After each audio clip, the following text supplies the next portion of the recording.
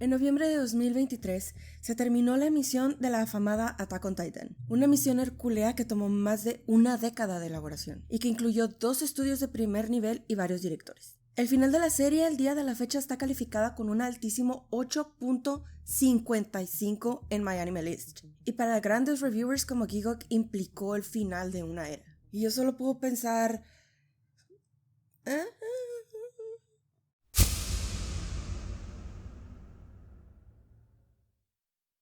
Spoiler warning. Para poder analizar este tema voy a tener que hablar de toda la serie. Advertidos están. Entonces, si ya la vieron, bienvenidos. Y si no la han visto y no les interesa, comenzamos. Antes que nada y primero que todo, vamos a hacer un rapidísimo recuento de los puntos principales de Attack on Titan. Esto nos va a ayudar a que este análisis quede más claro y de paso va a ayudar a quienes no han visto la serie puedan absorber más fácilmente lo que vamos a analizar hoy.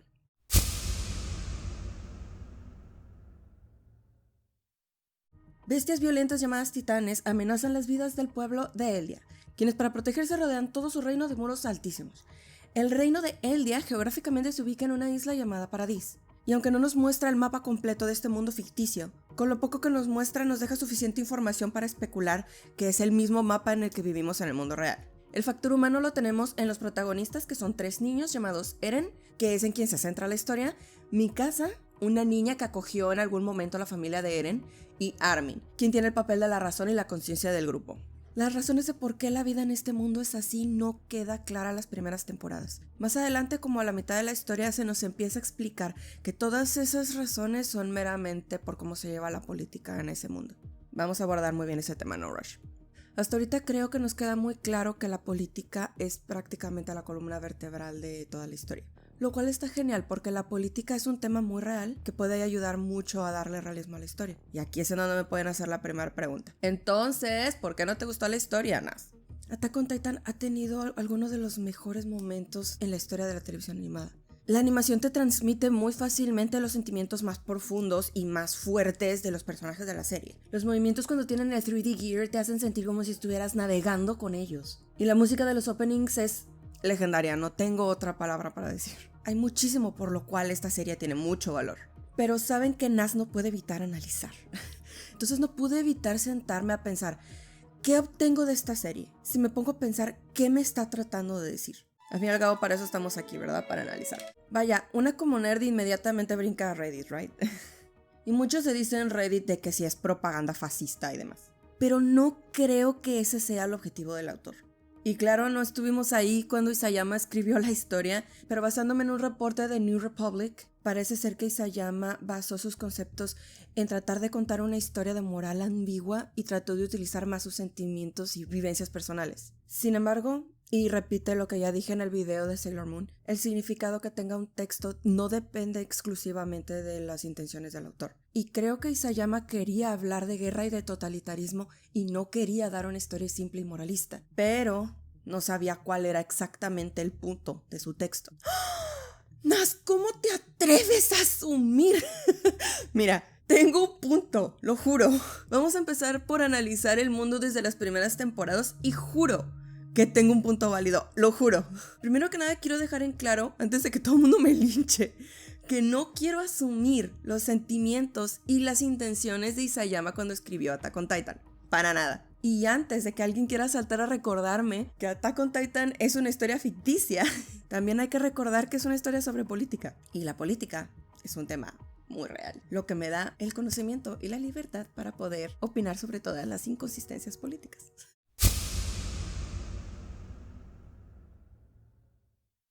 Pero para poder entender estas inconsistencias políticas, primero tenemos que entender que la historia nos muestra a Eldia como una ciudad fascista. Y para justificar este punto, voy a utilizar el texto que prácticamente es la Biblia para entender el fascismo. El ensayo Urfascismo de Umberto Eco. En este ensayo, Eco nos da una guía de 14 diferentes características que tienen los regímenes fascistas.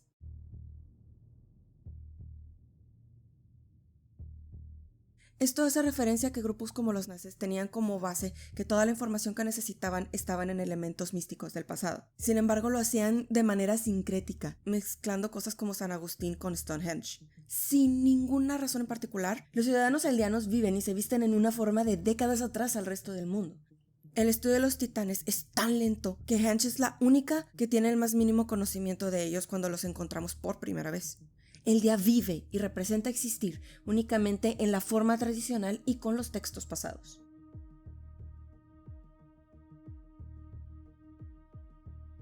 Para poder tener un culto a la tradición, también es necesario tener un rechazo al modernismo. En Paradis la única tecnología avanzada son las tecnologías antititanes. Todo el resto de los avances permanece en un estado prácticamente medieval.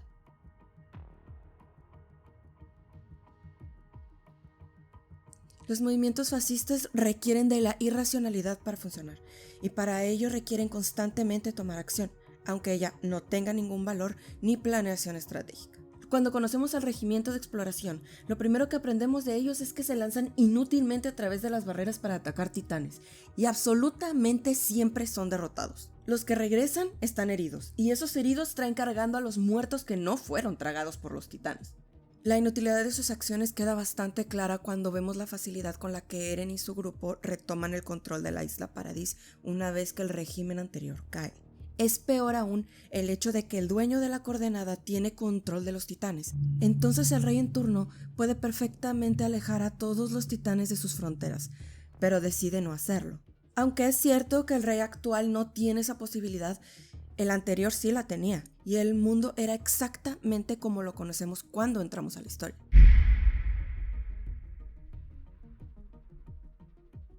La racionalidad del fascismo exige que no pueda haber disidencia. Cualquier intento de traer racionalidad es entonces tratada como alta traición y erradicada antes de que pueda convertirse en una amenaza al régimen. En Paradis hay un círculo central en el que todos escuchan la voz del rey, y es él quien tiene autoridad absoluta sobre las decisiones de la isla. Paradis tiene también una policía militarizada entrenada específicamente para buscar y eliminar disidentes. Y en la temporada 3 aprendemos que las noticias están controladas por un grupo en particular que se encarga de publicar específicamente lo que quiere el reino.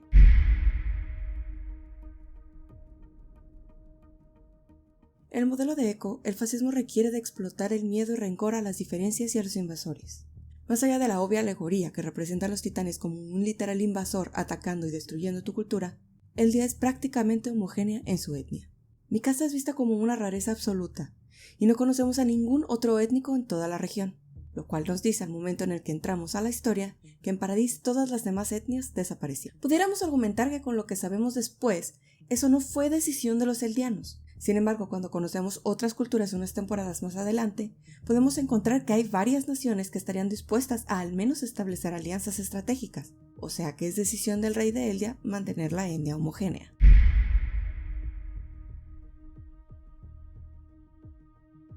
Eco menciona que los gobiernos fascistas están obsesionados con construir una narrativa.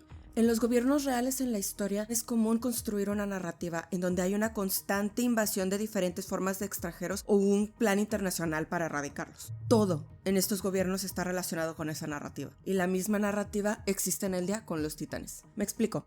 En el momento en el que conocemos Eldia y desde la perspectiva del regimiento de reconocimiento, los titanes son una amenaza existencial que impacta en todos y cada uno de los aspectos de su vida. Si bien en este caso la amenaza es mucho más tangible que las hipotéticas de gobiernos ricos y planes secretos, la estructura en la que viven en Eldia refuerza enfocar toda su vida respecto a los titanes. No pueden salir de la tradición por los titanes. No pueden salir de los roles estereotípicos de género por los titanes. No pueden avanzar tecnológicamente por los titanes. En esta perspectiva, la narrativa de una invasión de titanes ataca cada aspecto de su vida diaria.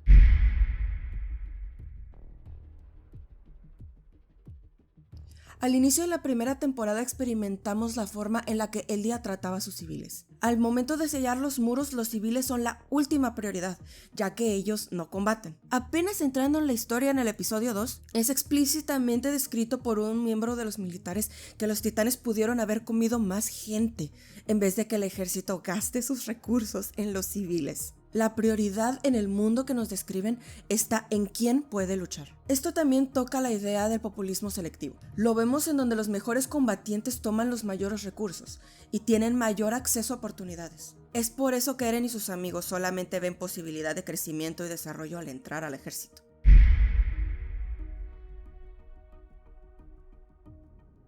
Cuando Echo menciona la educación para el heroísmo, no es solamente la idea de proteger a los demás.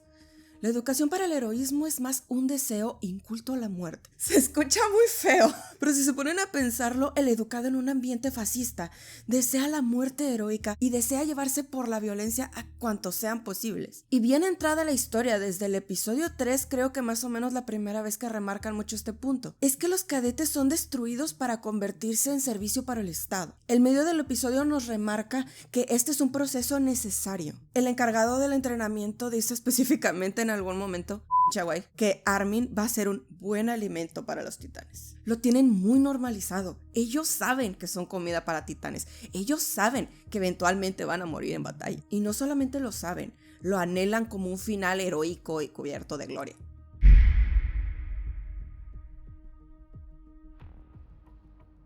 Muchos van a pensar que este punto no existe en la narrativa de Attack on Titan. E incluso cuando empecé a verlo, agradecí muchísimo que todas las mujeres tienen estos atuendos de combate. Y si algo, las mujeres toman los mismos roles en el ejército que los hombres. Bocanada de aire fresco para mí. Que la cámara tampoco está constantemente sabroseándose a las mujeres como desafortunadamente lo hacen como en el 90% de los shonen. Japón ya, por favor. Pero hay que diferenciar la historia de Attack on Titan y la política que nos muestran en el mundo de Eldia. Eldia no desprecia a las mujeres, pero sí a la feminidad. El espacio en el que las mujeres pueden ser aceptadas es únicamente en el combate. Si no pueden ejercer violencia, no tienen ningún otro rol en la sociedad que vemos. Pero ¡nas! Los Frees pueden gobernar siendo mujeres. Oh, claro que pueden. Pero realmente ninguna mente femenina ejerce el poder, porque el entendido es que la persona que toma el poder pierde su conciencia para ser reemplazada por la conciencia del rey, ¿no? Otro factor que la historia misma nos muestra es con Historia y Ymir. Su relación no parece ser muy abierta en el mundo. De hecho, es la única relación que conocemos de este tipo. Convengamos que esto pudiera ser por otros factores que interfirieron, como el origen de Ymir. Sea cual sea la razón, nos limitamos a esto. Y si bien hay cosas que no encajan completamente, como por ejemplo, Echo menciona el desprecio a la clase adinerada y el repudio a los gobiernos parlamentarios, y no vimos a ningún Crazy Rich Titan. Y aunque haya quienes puedan argumentar que no todos mis ejemplos encajan a la perfección, al menos creo que podemos ver que Eldia tiene muchos rasgos que para ojos entrenados sí se ven fascistas. Esos mismos ojos entonces dejan de poner tanta atención a los titanes y se ponen a observar lo que intenta hacer el gobierno al respecto. Después de todo, la serie nos está poniendo a la vista de quienes están experimentando el totalitarismo, no de quienes están en el poder. Es por eso que la temporada 3 es mi favorita para explorar.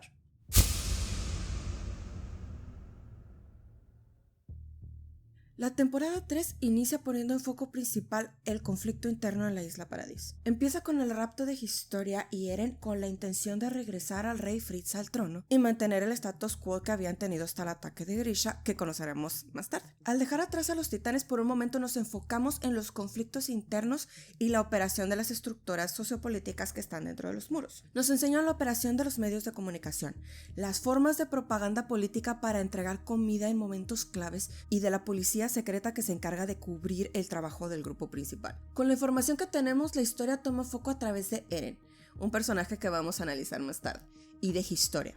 Historia Rise parece desde la narrativa ser la antítesis del gobierno que nos muestran en las primeras 2 temporadas. Historia es una mujer nacida en bastardía y bisexual. Para un mundo totalitarista como el que nos presentaron, es la clase de persona que necesita ser sacrificada en servicio de los héroes descritos por Echo. Durante la temporada podemos ver la infancia escondida de Historia, junto con el desprecio de todas las personas en su vida, salvo su media hermana. Los enemigos de esta temporada la tratan como un objeto que está al servicio de quienes lo necesitan. Cuando en el pasado no era necesaria, pensar la muerte estaba bien. Ahora que necesitan esencialmente un contenedor para el rey Fritz, utilizarla está bien. Esto contrasta con la imagen de sus colegas en el regimiento de Levi, en donde la buscan como parte de su compañía y en donde se le humaniza. Todos estos factores entran en colisión al momento en el que Historia Rise toma la decisión de rebelarse contra el gobierno. En un acto de rechazo a su obligación al gobierno fascista, nos dice que es la peor mujer del mundo y que es la enemiga de la humanidad. Después de unas cuantas peleas, Historia asciende al trono. Y esto nos da una sensación de esperanza en cómo avanza la narrativa. Parece que estamos en un parteaguas en el que vamos a abandonar los ciclos antiguos, pero hay unos cuantos problemas.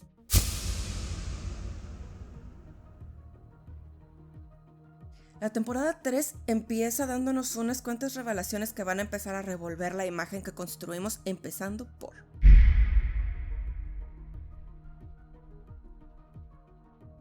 A ver, explíqueme a alguien. Aparentemente, el rey que instaló un reino totalitario, en donde teniendo completo control de las circunstancias, decide crear un gobierno en donde es el absoluto rey dueño de la realidad. Les borra las memorias convenientemente a todos y tiene acceso al equivalente a armas nucleares a su disposición. Porque es pacifista y no quiere guerra y quiere armar una utopía dentro de las murallas. Dude, tienes todas las armas literalmente en las paredes. Hay miles de tácticas de negociación que pudieras tener en vez de lo que estás haciendo. Estás en completo control. Peor aún, puedes ver el futuro.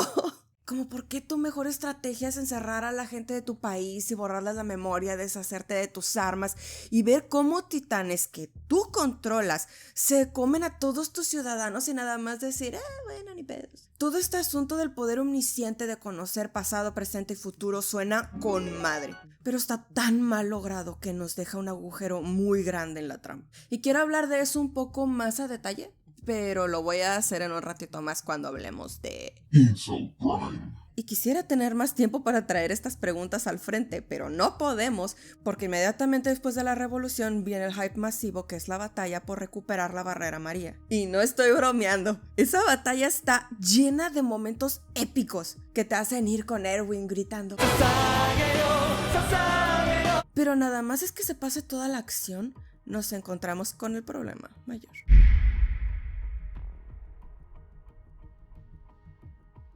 Este es el punto que todos estuvimos esperando. Nos volvimos locos por una década completa para saber qué estaba pasando dentro de ese sótano que nos plantaron desde el primer capítulo de la serie. El sótano en Attack on Titan es el fulcro que divide el segundo y el tercer acto de la historia completa.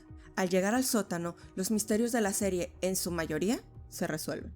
Y lo que aprendemos, según dice literalmente el texto, es lo siguiente. Grisha Jagger no es originario de Paradis, sino que nació en una especie de gueto para eldianos, porque aparentemente afuera del lugar que conocemos los eldianos son tratados como una clase inferior por parte de Marley, otro país que tiene todavía más tintes fascistas y que se encuentra en guerra con la mitad del mundo prácticamente. Otra cosa que no queda muy clara es cuál es el plan a largo plazo de Marley, una vez que sueltan a los titanes de manera descontrolada en la isla. Pero pues así es su idea. Y justo cuando lo vemos todo perdido, aparece la resistencia a Marley y le heredan el titán de ataque, uno de los 9 titanes que permiten que sus usuarios se transformen a placer y regresan a su forma original. Grisha entonces se va a buscar al rey de Paradis, el mismo personaje fascista o pacifista del que platicamos, aunque esta vez lo vemos en el cuerpo de alguien más joven, para ir y retomar el titán fundador, con el fin de utilizarlo para hacerle frente al gobierno fascista que convirtió a Grisha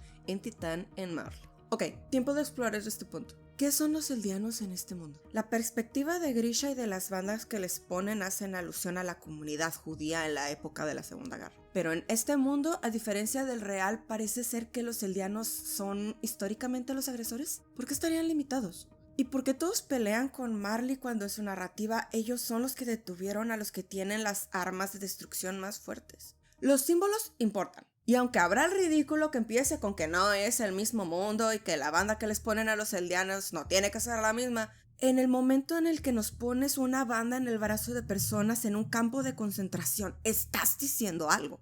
Si yo pongo un personaje, digamos, no sé, que se arrodilla y junta las manos, la audiencia va a interpretar que el personaje es religioso. No me puedo sacar del culo que la gente se arrodilla en este mundo y junta las manos para demostrar, no sé, qué te gusta. Que son parte de un sindicato de pintores, no sé. Los símbolos los escribes con la intención de comunicar algo. El simbolismo de Marley nos deja con que los eldianos están en un gueto y son tratados como judíos en un campo de concentración. No hay de otra. Pero bueno, vamos a dejar ese punto por un momento y vamos a volver a la historia principal. El chiste es que Eren aprende de lo sucedido en el sótano. Luego nos muestran a Eren teniendo una reacción después de tocar a Historia y acabamos la temporada con Eren diciendo vagamente algo de eliminar a todos los enemigos que están afuera de sus fronteras. Wit Studios dejó de producir el anime justamente en ese momento, y según la entrevista que le hicieron en Anime News Network al CEO de Wit, dijo que lo dejaron de producir porque no tenían datos de cuánto estaban vendiendo los Blu-rays y que decidió agendar otros proyectos. Y siento que el hecho de que Wit en ese momento era un estudio relativamente pequeño lo hizo que pues decidiera no tomar demasiados riesgos. Algo similar pasó con Vinland Saga, pero como con Vinland Saga, la neta que no me queda más que decir que se perdieron de una gran oportunidad. Pero en Attack on Titan no puedo evitar pensar que fue un poquito de buena suerte también, porque a partir de aquí es en donde empieza la caída en picada de la historia.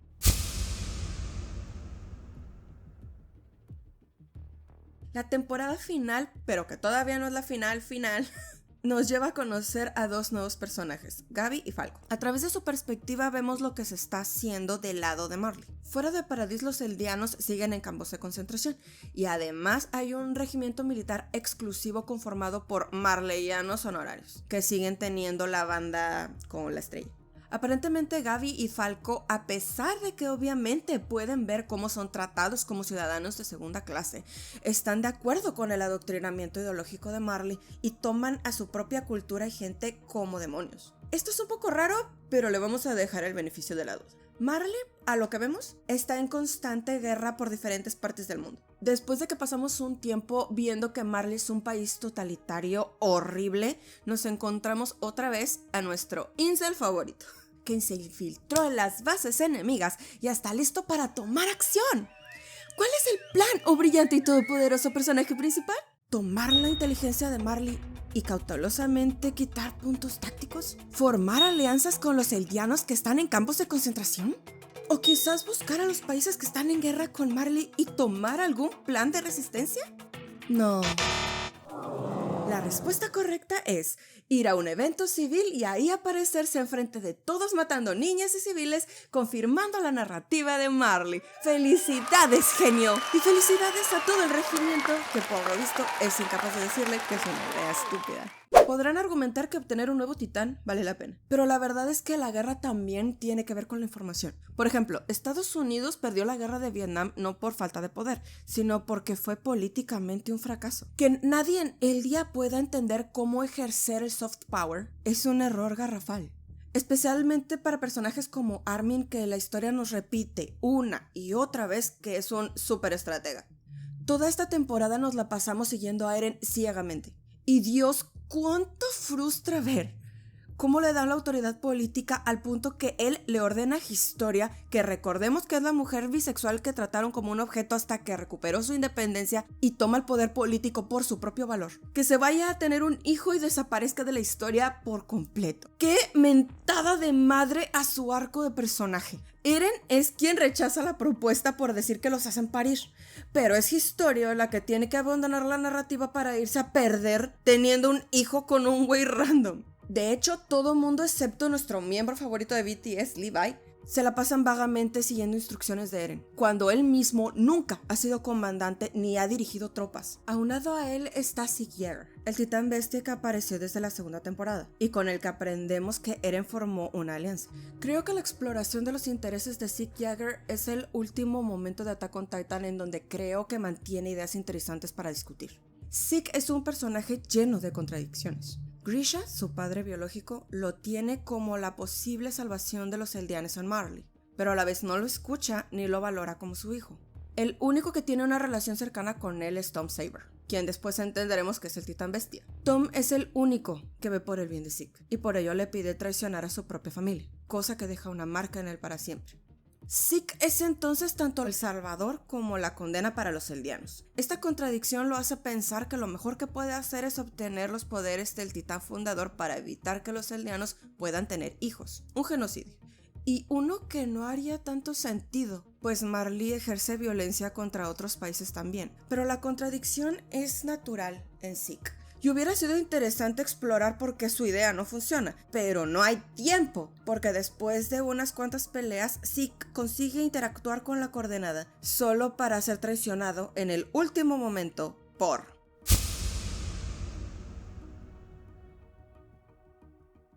Eren es el peor personaje en el que la historia pudiera haberse decidido enfocar. Es impulsivo, reactivo y sus planes no suelen funcionar. Más de una vez requiere que alguien más salve sus pendejadas, o sea, el regimiento, o usualmente mi casa. Eren además no aprende de sus errores, ni crece como persona. La historia nos informa que el Eren que conocemos desde el inicio es violento, antisocial y solo entiende responder por el medio de la violencia.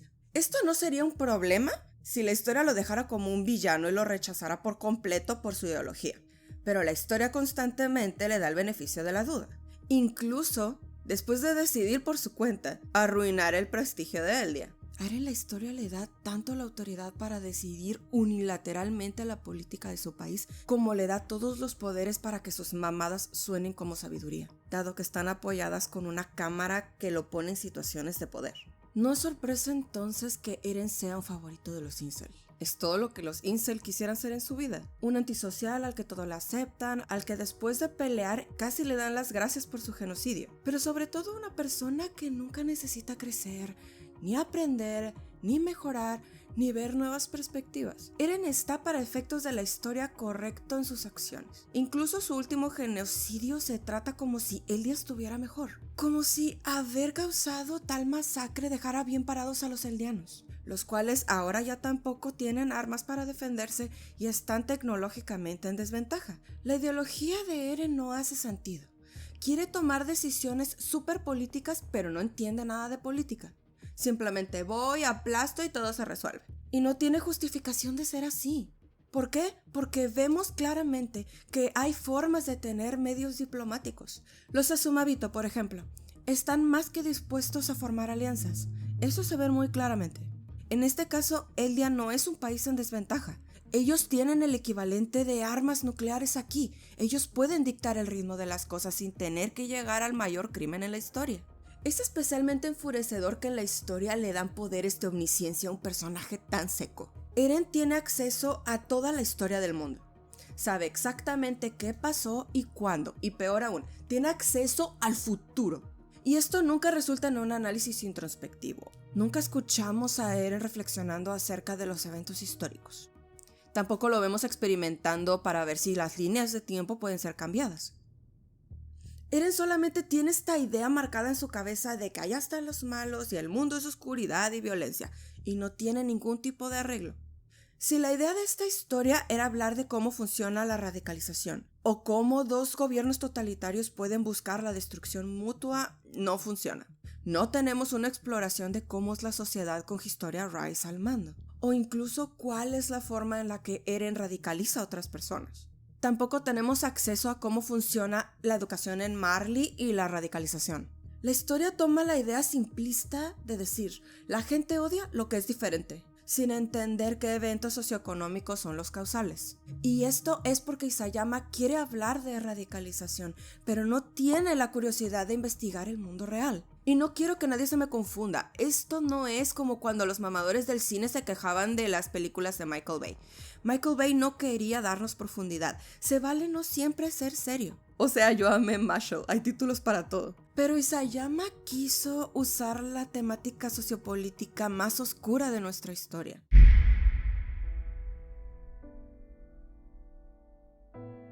En el verano de 1942, 500,000 de civiles se encontraron detenidos en Stalingrado mientras el eje se acercaba para la invasión. La propaganda soviética insistía en que la ciudad no debía ser evacuada para generar un sentimiento de victoria entre las tropas. El letargo hizo que los procesos de evacuación fueran caóticos y extremadamente peligrosos. Ante la posibilidad inmediata de morir en la evacuación y quedarse, muchos prefirieron soportar la vida de ahí. Los que no huyeron soportaron el mismísimo infierno. Robar ropa de los cadáveres era parte del día a día. Buscar agua era una proeza. Mandar niños a robar comida de los militares para sobrevivir se volvió una necesidad. Así es como se ve realmente cuando dos gobiernos totalitarios se enfrentan sin ningún valor a la vida humana. Y otras historias de radicalización existen. No haría falta usar mucha investigación para encontrar otras tantas para usar de referencia. La Primera o la Cuarta Cruzada, la Guerra Fría, otras que pudieron estar pasando en este preciso momento. Las historias de radicalización están a la mano, pero Isayama no tiene la curiosidad para explorarlas, o al menos no en esta historia.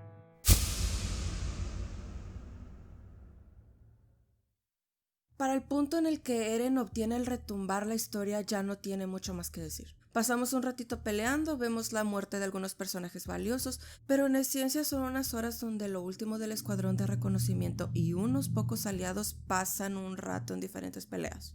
Ahora, la pelea con Eren tiene momentos visualmente espectaculares, pero en ningún momento vemos cómo están planeando interceptar a los titanes ni cuál es el avance. Entonces nunca existe la noción de cómo va progresando la historia. Peor aún, nos enteramos después de como 2 horas de peleas que todo fue absolutamente en vano porque Eren hizo exactamente lo que quería hacer y todos se quedaron mirando casi nostálgicamente. Para agregarle un poquito de insulto a todo, nos dejan con imágenes de Historia volviéndose otro líder totalitario. Y con Mikasa cuidando los restos de Eren, completamente segura de que su amado está en el más allá, cuidando de todos, como si el hombre no hubiera cometido la mayor atrocidad de la historia de la humanidad. Entonces, ¿qué nos deja Attack on Titan? ¿Nos habla de cómo el trauma nos radicaliza? No realmente. ¿Nos habla de cómo son las condiciones sociopolíticas que causan la radicalización? No, mi forma de verlo es: hay gente totalitaria, Eren adquiere poder, Eren usa el poder, y las cosas funcionalmente siguen igual. Nadie creció, nada cambió. Y eso hace que la visión política de esta historia política sea una lástima. No me cuelguen, por favor. Se dijo lo que se tenía que decir. Ahora, para los que no estén enojados conmigo, quien decida no lincharme, muchas gracias por escuchar mis opiniones. Y nos vemos en el próximo video. ¡Ya bye!